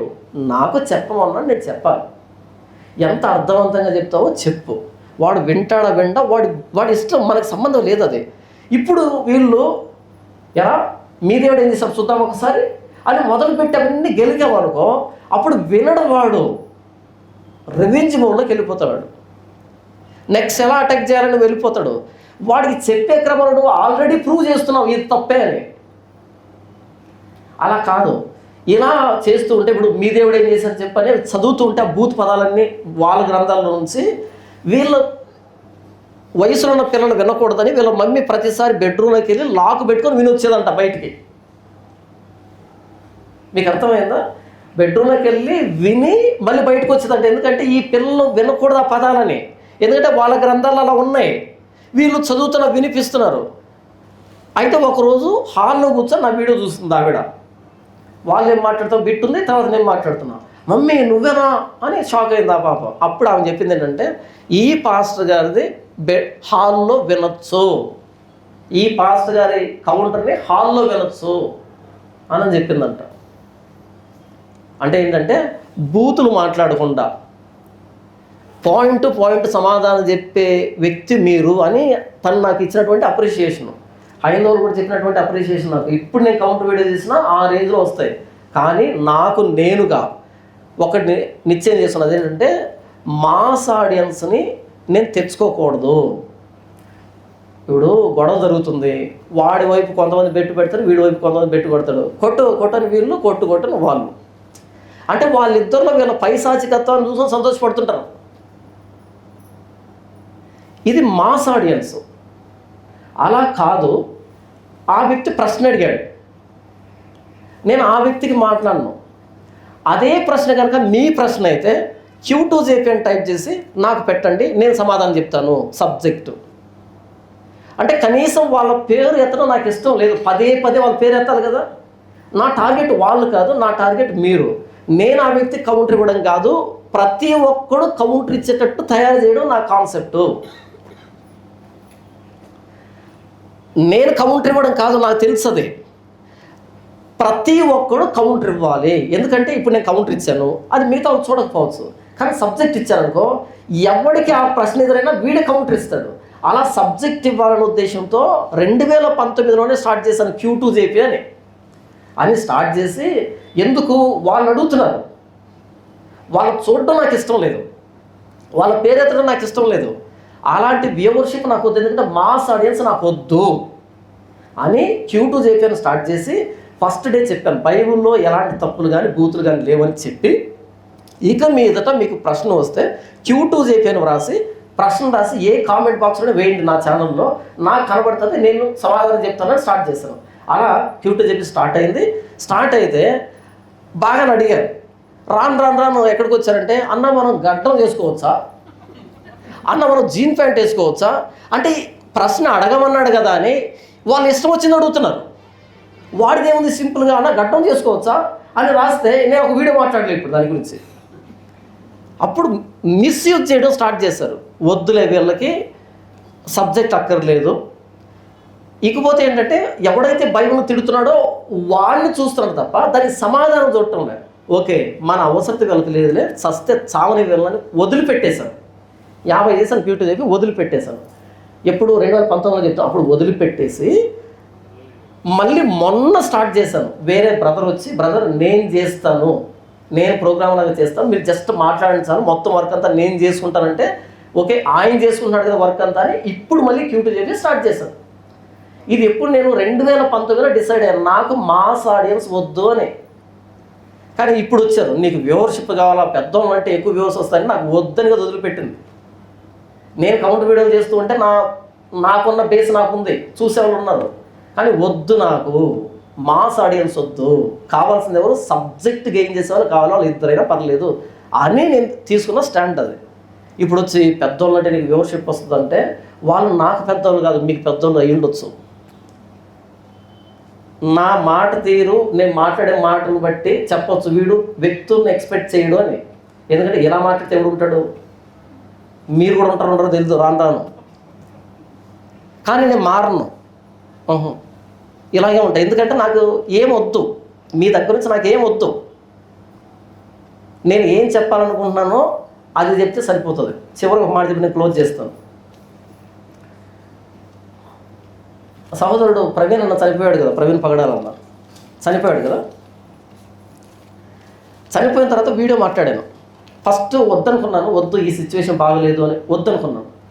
వద్దనుకుంటే లోపల ఒకలాంటి ఎంత ప్రెజర్ పడిందంటే లోపల, అంటే నేను మారిపోయానా, నేను స్టార్ట్ చేసింది ఎలా స్టార్ట్ చేశాను, నేను 2019లో ఛానల్ స్టార్ట్ చేసినప్పుడు ఎలా స్టార్ట్ చేశానంటే, నేను ఏం చెప్పాలనుకుంటున్నానో అది సమాజానికి చెప్పాలి, వాళ్ళు ఏమనుకుంటున్నారో నాకు వద్దు అనేటట్టు స్టార్ట్ చేశాను. అయితే మొన్న అంటే ఇప్పుడు నేను మాట్లాడాల వద్దని ఎందుకు డిఫెన్స్లో పడ్డాను, నాకు ఎవరైనా అప్రిషియేషన్ కావాలా లేదా రిజెక్షన్ చేస్తారని భయమా అని నాకు నేను ప్రశ్న వేసుకొని మరుసటి రోజుకి ఎవరేమనుకున్నా పర్లేదు, నాకు తెలిసిందని చెప్పాలని చెప్పాను. దాన్ని మాట్లాడాను, ఎడిట్ చేశాను కష్టంగానే, దాన్ని అప్లోడ్ చేసి ప్రైవేట్లో పెట్టాను. ప్రైవేట్లో పెట్టిన తర్వాత ఇప్పుడు మన ఛానల్ రన్ చేస్తున్న సహోదరుడు ఉన్నారు కదా, ఆయనకి నాకు 1.5 గంట సేపు డిస్కషన్ జరిగింది. పెట్టొద్దు ఎందుకంటే చాలా ఎమోషనల్గా ఏమైనా అంటే బర్స్ట్ అయ్యే సిచ్యువేషన్లో ఉన్నారు. లేదు పెట్టాలని ఆయన పెట్టొద్దని మొత్తానికి 1.5 గంట సేపు డిస్కషన్ జరిగి ఆల్రెడీ అప్లోడ్ అయిపోయింది, ప్రైవేట్లో ఉంది, జస్ట్ పబ్లిక్ నొక్కితే వెళ్ళిపోతుంది. ఆ సిచ్యువేషన్లో అంత సేపు డిస్కషన్ జరిగితే నాకు సంబంధం లేదు, కాన్సిక్వెన్స్ అంత తీవ్రంగా ఉంటాయని అన్నాడు. ఏమైనా పర్లేదు పెట్టండి అంతే. నేను అనుకున్నది ఏంటంటే, అసలు నా ఉద్దేశం ఏంటి, ఈరోజు ఎవరో అభిప్రాయానికి నేను ఎందుకు లొంగాలి, వాళ్ళు ఏమనుకుంటారు నాకు ఎందుకు, వాళ్ళు అనుకునేది అనుకోమను, నేను అనుకునేది నాకు మ్యాటర్, కానీ వాళ్ళు ఏమనుకుంటారు నాకు మ్యాటర్ ఏంటని అప్పుడు పెట్టాను. నాకు పబ్లిక్ వద్దు, వాళ్ళ అప్రిషియేషన్ వద్దు, వాళ్ళ రిజెక్షన్కి నేను బాధపడను. వాళ్ళు రిజెక్ట్ చేశారని బాధపడను, వాళ్ళు అప్రిషియేట్ చేశాడని సంబరపడను. ఈరోజు అప్రిషియేట్ చేసినదే రేపు ఎందుకంటే వాళ్ళ దాకా రాలే, ఇంకా వాళ్ళ అయ్యగారిని టార్గెట్ చేయాలి మనం. ఇప్పుడు నన్ను అభిమానిస్తానంటే ఇంకా వాళ్ళ అయ్యగారి దాకా రాలేదు కాబట్టి ఒకనొక రోజు వస్తాను. మనం ఏది తుఫాన్ లెక్క ఎటు దిశ మార్చుకుంటామో తెలియదు మనకి, ఎవరేదో పడతామో తెలియదు మనకి. కాబట్టి ఈ ఎటువైపు దిశ మార్చుకుంటామో తెలియదు. అంటే తప్పు అనిపిస్తే మాట్లాడతాను అంతే, తప్పు అనిపిస్తే పడ్డమే మీద. ఎందుకంటే అది నా వ్యక్తిగతమైన విషయం కాదు, సంఘానికి సంబంధించింది. మరి వ్యక్తిగతంగా మాట్లాడను. కాబట్టి నేనేం చెప్తున్నాను అంటే ఒక వ్యక్తి అభిప్రాయాన్ని పట్టించుకునేవాడిని కాదు. ఎప్పుడైతే అంతమంది తిరుగుబాటు చేశారు నా మీద అన్న విషయంలో, అప్పుడు బాధపడ్డాను 3 days. ఎందుకు బాధపడ్డాను తెలుసా? అదే 4వ రోజు మాట్లాడిన వీడియో. ఎందుకు ప్రభువా ఫస్ట్ డే నాకు చెప్పలేదు నిజాన్ని అని. అలా ఉంటుంది, అంత మొండితనం ఉంటుంది. ఓవర్ యాక్షన్ చేశాను, ఇంకొంచెం ఎక్కువ చేస్తాను. నన్ను పట్టించుకోకుండా వదిలిపెడితే ఏదో ఫార్మాలిటీకి మాట్లాడతాను. రివర్స్లో పట్టించుకున్నారనుకో తెగించేస్తాను, నీ ఇష్టం వచ్చింది చేసుకోపో అని. మామూలుగా ఫార్మాలిటీకి చెప్తాను ఒకటి, అటువైపు వచ్చి కాల్ చేసి బెదిరించారనుకో డబల్ చేస్తాను, ఎక్కువ చేస్తాను. ఎందుకంటే నాకేం వద్దు, నీ వ్యూవర్షిప్ వద్దు. అయినా వీళ్ళకి నాలెడ్జ్ లేదని తెలియదు. కానీ మీరు కల్వరి టెంపుల్ సతీష్ కుమార్ దగ్గర నుంచి చోటా మోటా వీడియో దాకా ఎక్కడైనా ఓపెన్ చేయండి, ప్రతి 10 నిమిషాలకు ఒకసారి యాడ్ వస్తుంది. ఇప్పుడు నేను జర్నీలో వెళ్తాను కదా, కార్లో వెళ్తుంటాను, బోర్ కొడుతుంది, ఏదో ఒక మెసేజ్ పెడతాను అక్కడ. అంటే ఏం చెప్తున్నారు, ఎక్కడికి వెళ్తుంది అనే దానికి పెట్టుకుంటాను. అలా పెట్టుకుంటే అక్కడ ఉంటుందా మొబైల్, అక్కడ ఉంటుంది. ప్రతి 10 నిమిషాలకు ఒకసారి స్కిప్ బోర్ కొడుతుంది. అసలు ఏంటి వీళ్ళని, కోట్లలో డబ్బులు వస్తాయి, మళ్ళీ దీనికి ఎందుకు కక్కురు పడుతున్నారని. నా వీడియో ప్లే చేయండి, ఫస్ట్లో 2 నాన్ స్కిప్పబుల్ యాడ్స్ వస్తాయి. అవి నా చేతిలో ఉండవు, వాళ్ళే తీసుకుంటారు.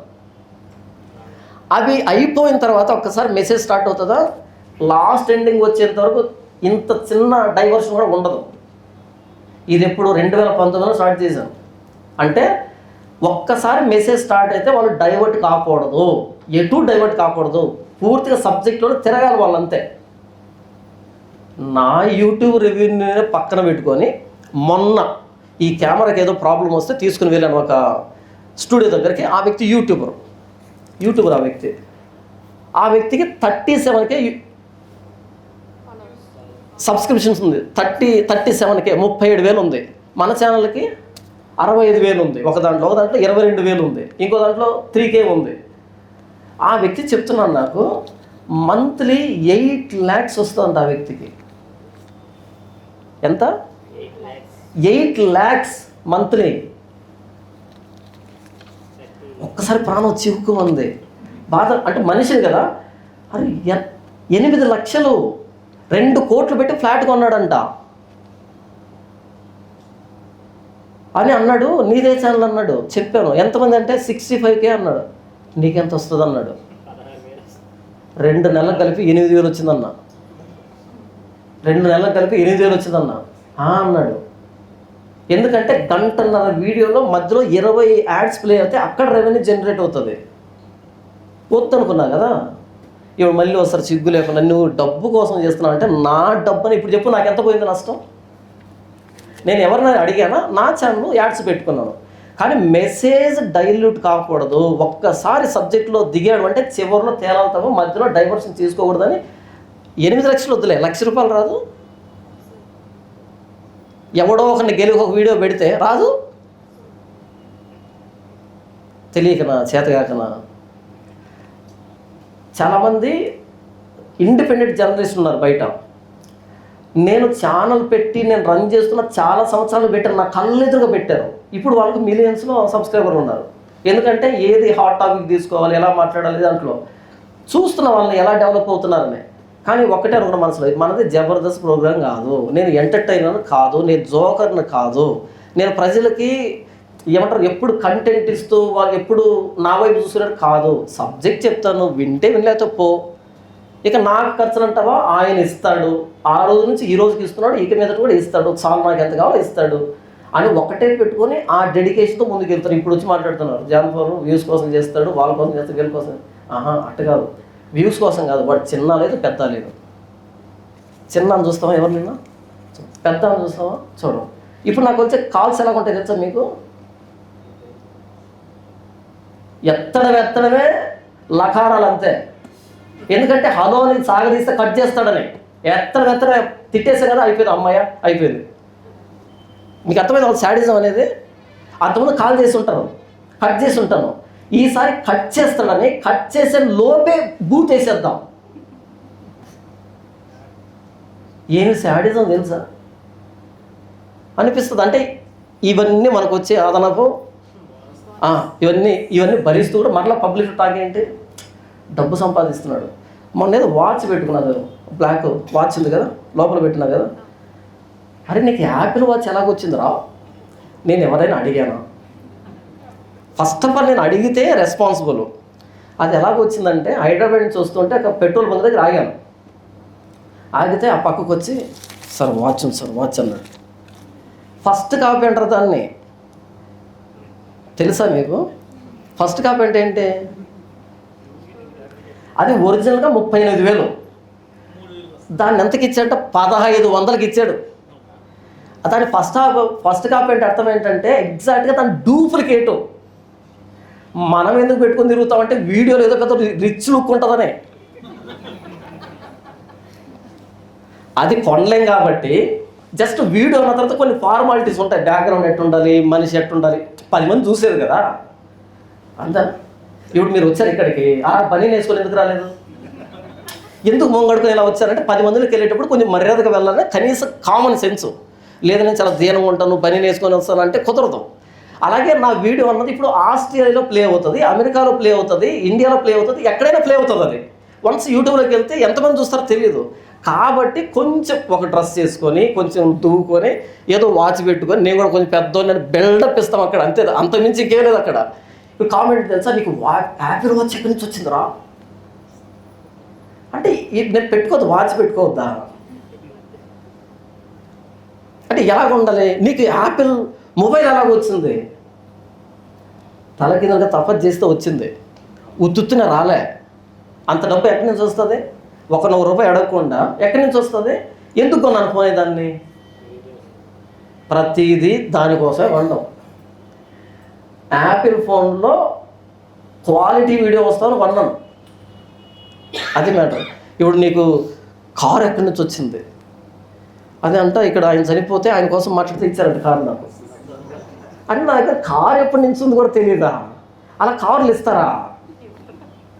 ఒకవేళ ఎవరో నేను అలా మాట్లాడితే కారు ఇచ్చారంటే కేసు సాల్వ్ అయిపోయింది, ఆయన పట్టుకుంటే అయిపోయింది. ఇక నువ్వు ఫలానా వ్యక్తి గురించి మాట్లాడావు కాబట్టి కారు ఇచ్చారు అంటే కేసు సాల్వ్ అయిపోయింది. ఆ వ్యక్తిని పట్టుకుంటే అయిపోయింది. నా మీద కేసు పెట్టేస్తే సరిపోయింది. నన్ను నాకు అంతే. ఆ వ్యక్తి కూడా చెప్తాను, వాళ్ళని లోపల వేస్తే ఫినిష్. ఇంకెందుకు ఇంత పెద్ద గోల? ఏం చెప్తున్నా అంటే మనం ఏమి కాదో అవన్నీ మాట్లాడుతున్నారు, పట్టించుకోము. ఎవరు ఏమనుకున్నా పట్టించుకోము.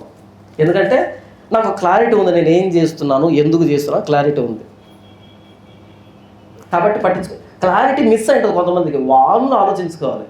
నిన్న ఎవడో ఒకడు మాట్లాడుతున్నాడు, జాన్ పాల్ అందరినీ విమర్శిస్తాడంట. చెప్పు ఇప్పుడు ఎంతమందిని విమర్శించాలి? విమర్శ అనేదానికి ఒక లిమిట్ నెంబర్ ఉందా? మొన్న ఒకటి వేసుకున్నాను, ఏది ఫాస్టాగ్ వేసుకున్నాను, రాజమార్గ యాత్ర అని వేసుకున్నాను. దానికి 200 టోల్ గేట్లు ఇస్తాడు.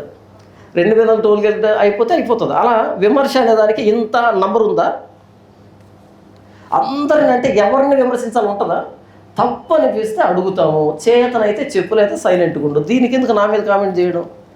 ఇప్పుడు జాన్ పాల్ అందరూ విమర్శిస్తా అంటే అది కూడా విమర్శే కదా, నన్ను విమర్శించినట్టే కదా. కాబట్టి మనుషులు పట్టించుకోము, ఏమనుకున్నా పట్టించుకోము. ఇలా నిష్పక్షపాతంగా వాక్యంగా అందించాలనే ఉద్దేశంతో పెట్టిన channel Jesus Christ the only solution. ఇది వీడియో రూపంలో ఉండే వ్యాఖ్యానము, కామెంటరీ. ఇది ఎగ్జాక్ట్ వర్డ్ టు వర్డ్ 100% యాక్యురసీతో కూడుకున్న కామెంటరీ ఇది మన ఛానల్.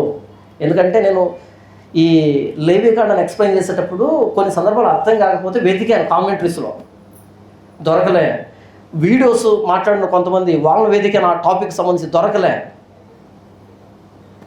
అప్పుడు అర్థమైంది ఎవరు లేరా అని. ఆ కాన్ఫిడెన్స్తో చెప్తున్నా.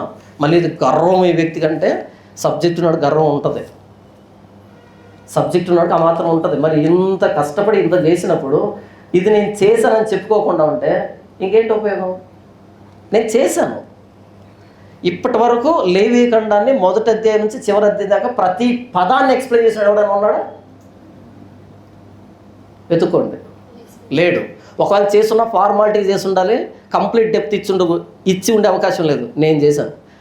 సంఖ్యాకాండాన్ని వర్డ్ టు వర్డ్ ప్రతి పదాన్ని ఎక్స్ప్లెయిన్ చేసి ఎవడు మాట్లాడాను? నేను మాట్లాడాను. యెహెజ్కేలు గ్రంథాన్ని ప్రతి పదాన్ని నేను మాట్లాడాను. ఇప్పుడు యెషయా గ్రంథం జరుగుతుంది, ఇక్కడ ఆదికాండం జరుగుతుంది. విన్నారా ఆదికాండం పొద్దున్న నుంచి? ఇంతకుముందు ఎప్పుడైనా విన్నారా ఎక్స్ప్లెనేషను?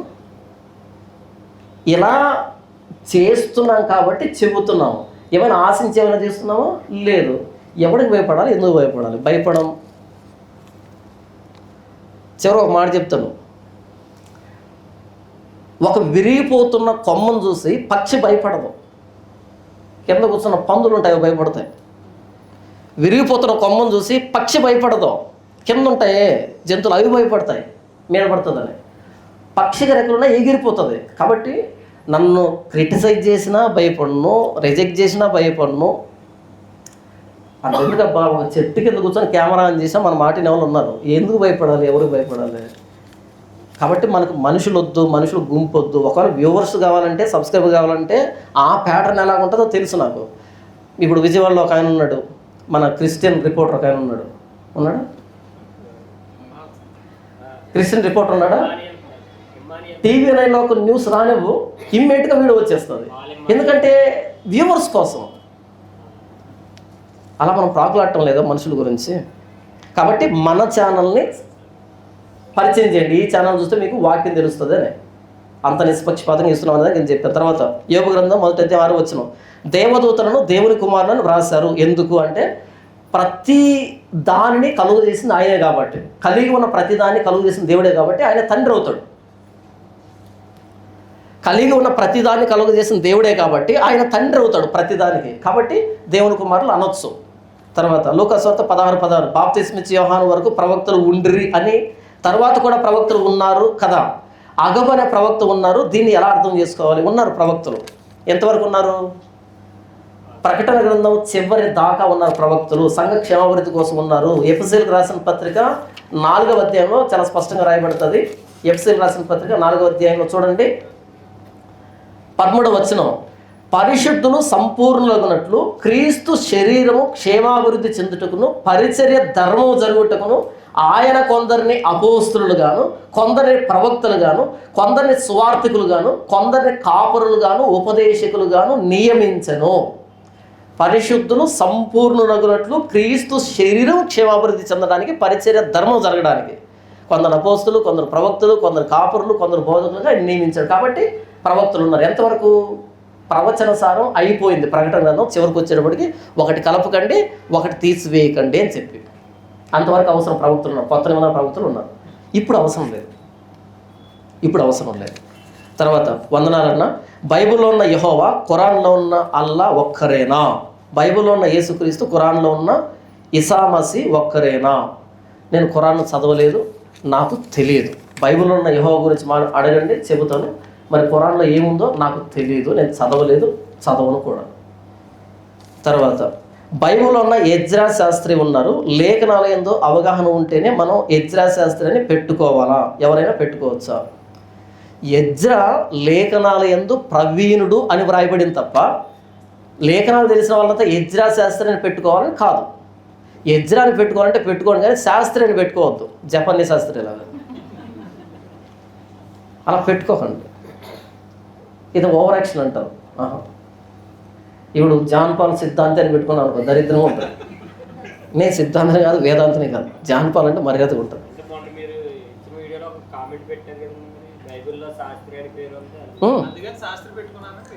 బైబిల్లో శాస్త్రి ఉంది. ఎక్కడుంది? ఎజ్రా శాస్త్రి అని ఉంది. జపన్య శాస్త్రి లేదే.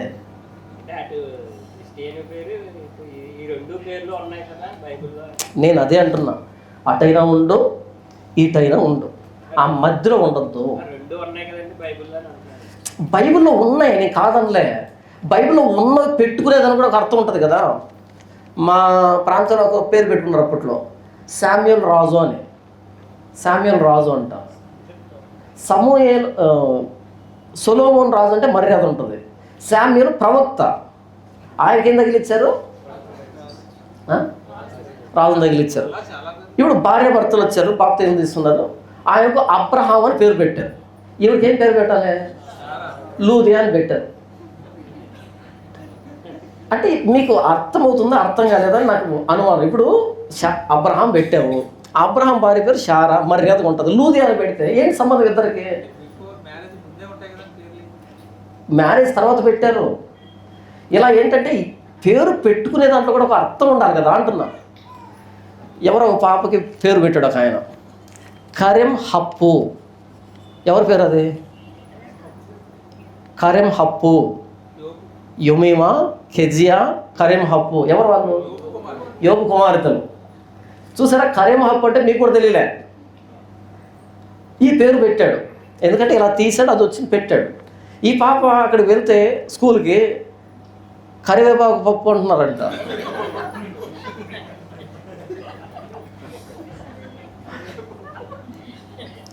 కందిపప్పు అంటున్నారంట. ఆ పాప రోజు ఏడవడం ఇంటికి వచ్చి, నాకెందుకు ఈ పేరు పెట్టామని.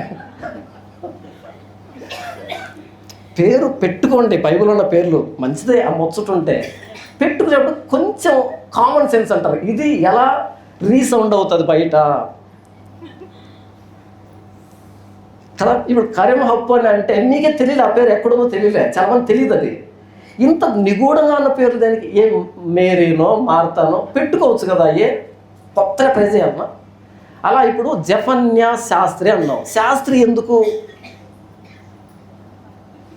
ఇప్పుడు మామూలు కామెంట్, ఎజ్రా శాస్త్రి ఉన్నాడు కదా. ఎజ్రా శాస్త్రి ఉన్నాడు నాకు తెలుసు, కానీ జఫన్యా శాస్త్రి లేడే. ఈ శాస్త్రి ఆ శాస్త్రి కదరా స్వామి అని చెప్తే వినడు వీడు. ఈ శాస్త్రి బైబిల్లో శాస్త్రి కదరా, హిందూయిజంలో శాస్త్రి పెట్టుకున్నాడు అక్కడ అంటే వినరు. అంటే మన పేరులోనే మన కులం తెలియాలి. అసలు ఆ కులం కాదులే, షో. ఈ మీ సైడ్ కూడా పెట్టుకున్నారు కదా, రెడ్డి అని పెట్టుకున్నారు. ఎందుకు రెడ్డి అని పెట్టుకున్నావు అంటే రెడ్డి కులంలోంచి వేసుకుని నమ్ముకున్నారని తెలియాలంట. ఇప్పుడు నీ పేరుని బట్టి నమ్మాలా. క్రైస్తవులకు కులపిచ్చి తెచ్చి పెట్టేసుకున్నారు. డేవిడ్ వర్మ అంట. డేవిడ్ ఎవరంట? వర్మ అంట. నతనయేల్ నాయుడు అంట. నతనయేల్ నాయుడా? మత్తయి చౌదరి అంట. అంటే ఎగ్జాక్ట్గా మాట్లాడితే బాగుండదు కదా, అది విషయం. ఇలా నేను ఏం మాట్లాడుతున్నా అంటే బైబిల్లో పేర్లు ఉన్నాయి, పెట్టుకుంటే బైబిల్ పేరే పెట్టుకో, లేకపోతే ఆ పేరుతో కొనసాగు.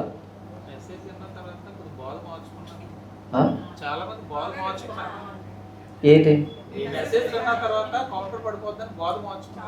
మార్చుకోవాలి. కాబట్టి బైబిల్లో ఉంది కదా అంటే బైబిల్ ఉన్న ప్రతిదీ మనం చెయ్యము. మళ్ళీ అపార్థం చేస్తుంటారు, బైబిల్ ఉన్న పేర్ల గురించి మాట్లాడుతున్నాను నేను. బైబిల్ ఉంటే చెయ్యము అంటే పేర్ల గురించి కొన్ని పేర్లు పెట్టుకోకూడదు. ఎవరిదో పేరు విన్నాను నేను, జిమ్రీ అని పెట్టుకున్నాడు ఆ వ్యక్తి. ఆడు పరమ దుర్మార్గుడు. బైబిల్లో ఆత్మహత్య చేసిన రాజు పెట్టేశాడు ఆ పేరు జిమ్రీ అని. తర్వాత అడిగాను, ఇంత తెలిసి పెట్టాడంటే ఏమన్నా ఆయన పెట్టాడు, తెలుసు ఆయన జిమ్రీ అంటే ఎవరంటే తెలియదు అన్నాడు. ఒరే స్వామి, ఒకనొక రోజు నువ్వు బైబిల్ చదివినప్పుడు ఆ జిమ్రీ దగ్గరకు వస్తే సారీ ఫీల్ అవుతావరా, సూసైడ్ చేసుకొని చచ్చిపోయాడు దుర్మార్గుడు. ఇల్లు కాల్చుకొని చచ్చిపోయాడు. తర్వాత ఎక్కడో పేరు అతల్య గొప్పగా చెప్పుకుంటుంది. ఒకనొక రోజు ఆ పాప బైబిల్ చదివితే అతల్య దగ్గరకు వచ్చి ఇదే నా పేరు అంటే ఎంత హట్ అవుతుంది. యెజబెలు అంటే వీళ్ళు ఇలా తీయడం, ఆ పేరు పెట్టడం కాదు. కులాన్ని పెట్టుకోవాలంటే పెట్టుకో, కులపిస్తాను చావు. బైబిల్లో అంటే బైబిల్లోనే పెట్టుకో ప్యూర్గా. ఎందుకు దీన్ని మిక్స్ చేసి ఏదో మా సైడ్ ఒక ఆయన ఉన్నాడు, ఆ పేరు కనుక నవ్వు వచ్చింది నాకు. జాన్ సుబ్బారెడ్డి పేరేంటి? జాన్ సుబ్బారెడ్డి. అదేంటది? సుబ్బారెడ్డిగా ఉంటే సుబ్బారెడ్డిగా ఉండు, జాన్గా ఉంటే జాన్గానే ఉండు. జాన్ సుబ్బారెడ్డి ఎందుకు? నువ్వు రెడ్డి అని తెలియాలి ఇప్పుడు, అంతే కదా. కాబట్టి ఎజ్రా శాస్త్రి అని ఉన్నారు, ఎజ్రా అని పెట్టుకో, శాస్త్రి అని వద్దు. తర్వాత గ్లోరీ టు ఆల్మైటీ గాడ్. దేవుడు పరలోకాన్ని ఎందుకు ఊరిస్తున్నాడా? దేవుడు పరలోకాన్ని ఎందుకు ఇస్తున్నాడు అని రాశారా? ఇక్కడ ఊరిస్తున్నారని ఉంది. నాకు ఇది అర్థం కాలేదు నిజంగానే. దేవుడు ఇన్స్టెంట్గా రియాక్ట్ ఎందుకు కాడు? వెరీ గుడ్, మంచిది. దేవుడు ఇన్స్టెంట్గా రియాక్ట్ అయితే ప్రపంచం స్ట్రక్ అయిపోతుంది. దేవుడు ఇన్స్టెంట్గా రియాక్ట్ అయితే ప్రపంచం స్ట్రక్ అవుతుంది. నేను ఏమైనా కొడుతున్నాను, ఇన్స్టెంట్గా రియాక్ట్ అయ్యాను అనుకో, చేయబడిపోతుంది. నేనేదో మాట్లాడుతున్నాను, ఇన్స్టెంట్గా రియాక్ట్ అయితే నోరు పడిపోతుంది. సో ప్రపంచం స్ట్రక్ అయిపోతుంది అంతే, ఇంక ముందుకెళ్ళదు. ఆయన ఇన్స్టెంట్గా రియాక్ట్ కావట్లేదు కాబట్టి మనం చేసే దరిద్రాలనే ఫ్రీగా చేసుకుంటున్నాం. అదే విషయం. దేవుడు విశ్వాసం ఎందుకు అంతలా టెస్ట్ చేస్తున్నాడు? ఎందుకు సాతాను చేతిలో చంపుతున్నాడు? దేవుడు సాతానికి మనల్ని చంపేదానికి అప్పగించడు. సాతాను చంపేదానికి దేవుడు భక్తులను అప్పగించడు. అది ఆయన చేతిలో ఉంటుంది. దేవుడు ఎందుకు టెస్ట్ చేస్తున్నాడు అంటే, సువర్ణాన్ని ఎంత కాలిస్తే అంత అమూల్యంగా తయారవుతుంది, అంత ఖరీదుతో తయారవుతుంది. అది టెస్ట్ అవసరం. టెస్ట్ లేకపోతే కష్టం. టెస్ట్ లేకపోతే భూమి మీద నిలవబడవు. పరీక్షలు చాలా అవసరం. దేవుడు తన విశ్వాసం కూడా ఎందుకు బలవంతం చేయడు అంటే, బలవంతం అంటే సాతాను శోధనను ప్రతిరోజు ఎలా తప్పించుకోవాలి? ఓన్లీ ప్రేయర్ ద్వారానే సాతాను శోధన తప్పించుకోవాలి. ప్రేయర్ తప్ప ఇంకొకటి లేదు. ప్రేయర్ ప్రేయర్ ప్రేయర్ అంతే. తర్వాత ధర్మశాస్త్రం 10 ఆజ్ఞలు పాటిస్తున్నాం కదా, అందులో ఉన్న విశ్రాంతి దినాన్ని ఎందుకు ఆచరించడం లేదు? సబ్బాతు ఆరాధికులు అడుగుతున్నారు. సెవెంత్ డే వాళ్ళు అడుగుతుంటారు. సెవెంత్ డే వాళ్ళు కానీ, జెహోవా విట్నెస్ కానీ వీళ్ళు మాట్లాడుతుంటారు. 10 ఆజ్ఞలు, ధర్మశాస్త్రాన్ని మనం 3 భాగాలుగా విడగొడతాం. ధర్మశాస్త్రం 3 భాగాలు, అది విడగొట్టగా 3 భాగాలు. అది 1 మోరల్ లా, 2 సోషల్ లా, 3 సెరిమోనియల్ లా. ఈ 3 ఉంటాయి ధర్మశాస్త్రంలో. వీటిని సపరేట్ చేసుకోవాలి. ఈ విశ్రాంతి దినం అన్నది సోషల్ లా కిందకి, సెరిమోనల్ లా కిందకి వస్తుంది. సెరిమోనల్గా సోషల్ లా కిందకి వస్తుంది. ఇశ్రాయేలీలకు ఇచ్చినటువంటి ఆజ్ఞ అది, అందరికి కాదు. ఇశ్రాయేలుకు మాత్రమే ఇచ్చిన ఆజ్ఞ సోషల్ లా. ఇప్పుడు ఇశ్రాయేలీలనే అన్ని జనులని తేడా లేదు. ఆ మధ్య కూడా పడగొట్టబడింది, ధర్మశాస్త్రం నెరవేర్చబడింది. కాబట్టి సోషల్ లా, సెరిమోనియల్ వెళ్ళిపోయాయి. అందులో ఈ ఆజ్ఞ కూడా వెళ్ళిపోయింది.